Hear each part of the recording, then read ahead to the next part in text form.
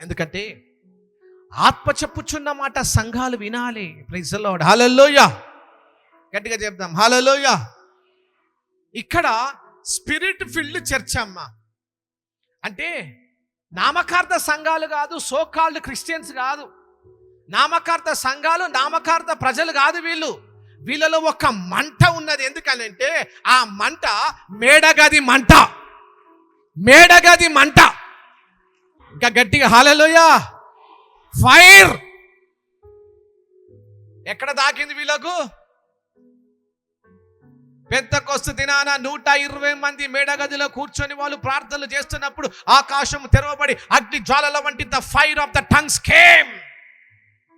అగ్ని జ్వాలల వంటి నాలుకలు ఒక్కొక్కల మీద విభజించబడ్డప్పుడు అందరూ ఆత్మచేత భాషలు మాట్లాడారు. అప్పుడే పేతురు లేచి అంటున్నాడు, అంత దినమందు నా ఆత్మను కుమ్మరిస్తాడు. అదే ఈ ఆత్మ.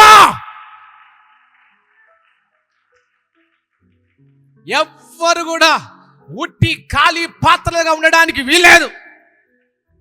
నిజమైన క్రైస్తవుడైతే ఆత్మచేత నింపబడతాడు. ఈ రోజు చివరి దినాలలో చెప్తున్నాను, బ్రతికేడు ఎవడంటే ఆత్మచేత నింపబడ్డ వాడే బ్రతుకుతాడు. ఆత్మచేత నింపబడ్డ కుటుంబంలో బ్రతుకుతాయి.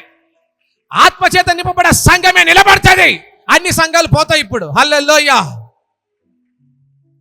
అన్ని సంఘాలు పోతాయి. మీరు చూడండి, మీరు ఏ సంఘంలో ఉన్నారో, ఏ సేవకునితో ఉన్నారో, ఏ సేవకుని యొక్క అడుగుజాడలు నడుస్తున్నారో బైబిల్ వాక్యం చాలా స్పష్టంగా చెప్తుంది.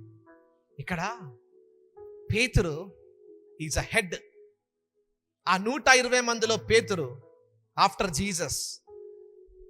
Jesus anointing came.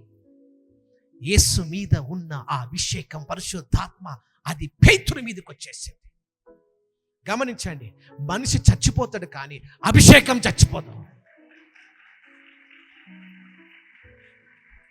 అభిషేకం, the fire of anointing, never,